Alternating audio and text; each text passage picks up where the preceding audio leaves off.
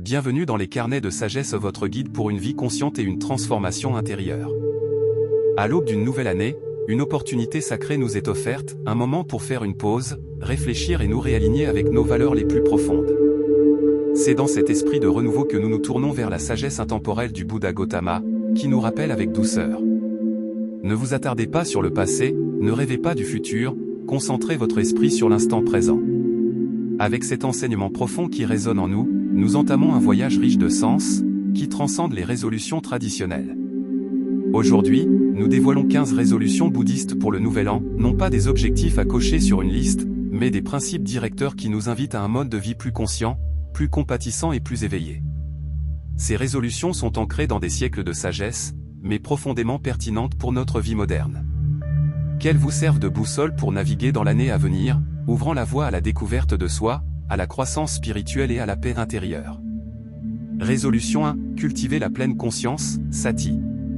La pleine conscience est le fondement de toute pratique bouddhiste. Il ne s'agit pas simplement d'être conscient de son environnement, mais d'être pleinement présent à chaque instant, avec clarté et acceptation. Comme l'enseigne le Bouddha, la pleine conscience nous permet de voir les choses telles qu'elles sont, libérées de toute illusion et de toute distraction. Imaginez votre respiration comme une encre sacrée, vous ramenant doucement à l'instant présent. Que vous soyez assis en méditation, en train de savourer un repas, de vous promener dans la nature ou de vaquer à vos occupations quotidiennes, chaque instant est une invitation à l'éveil. En ralentissant et en prêtant attention, sans jugement, nous renforçons notre connexion au présent, aux autres et à nous-mêmes. Dans notre monde numérique en constante évolution, c'est plus important que jamais. 5 minutes de respiration intentionnelle ou d'attention concentrée peuvent suffire à réinitialiser votre système nerveux et à vous recentrer. N'oubliez pas, la pleine conscience n'est pas une destination, c'est une façon d'être. Résolution 2, pratiquer la bienveillance, Metta. La deuxième résolution nous appelle à éveiller le cœur. Metta, ou bienveillance, est la pratique qui consiste à souhaiter un bien-être, une paix et un bonheur authentique, non seulement pour les autres, mais aussi pour nous-mêmes. Tout commence par une intention simple, puisse-je être heureux? Puisse-je être en bonne santé? Puisse-je être en paix? De là, cette énergie de compassion se propage vers l'extérieur, vers nos proches, les inconnus et même ceux qui nous mettent au défi. Ce faisant, nous reconnaissons notre humanité commune. Nous recherchons tous le bonheur. Nous traversons tous la souffrance. Pratiquer la bienveillance adoucit le cœur et apaise la critique intérieure acerbe. Elle remplace le jugement par l'empathie et l'isolement par la connexion. Par de petits gestes, un mot gentil, une oreille attentive, une prière silencieuse, nous devenons des vecteurs de guérison et de bienveillance dans un monde qui en a profondément besoin. Résolution 3, accepter l'impermanence, Anicca. Dans un monde obsédé par le contrôle et la permanence, accepter le changement peut sembler radical. Pourtant, l'impermanence est la vérité fondamentale de l'existence.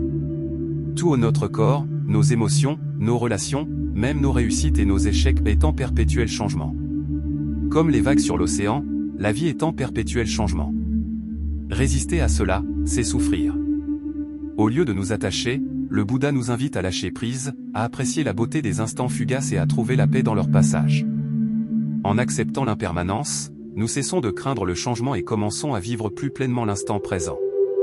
Cette résolution nous rappelle que la joie et la tristesse, le gain et la perte, la naissance et la mort, tout cela surgit et disparaît. Plus nous acceptons cette vérité, plus nous devenons résilients, reconnaissants et vivants. Résolution 4, s'engager dans la parole juste, Samavaka. Les mots sont puissants. Ils peuvent guérir ou nuire, élever ou diviser. C'est pourquoi le Bouddha a inclus la parole juste dans le noble octuple sentier. Cette résolution nous invite à parler avec vérité, bienveillance et détermination. Avant de parler, demandez-vous, est-ce vrai? Est-ce utile? Est-ce dit avec amour? La parole juste ne se limite pas à éviter les ragots et les mensonges. Il s'agit de cultiver un style de communication qui construit des ponts, et non des barrières. C'est aussi une écoute profonde, offrir pleinement sa présence à quelqu'un qui parle, sans jugement ni distraction. Pratiquer en pleine conscience, nos paroles deviennent des outils de compassion et de clarté, et non des armes destructrices. Ainsi, nous créons des relations fondées sur le respect, la confiance et la compréhension. Résolution 5, développer la générosité, Dana.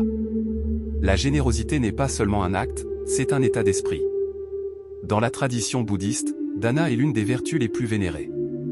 Elle représente le don joyeux de temps, d'énergie, de gentillesse et de ressources, sans rien attendre en retour.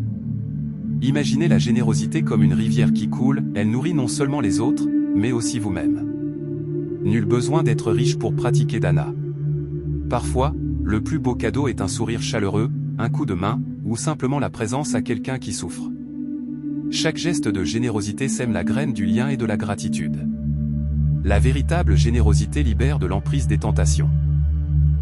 Il nous rappelle l'abondance déjà présente dans nos vies. C'est un chemin vers la joie, le contentement et la libération.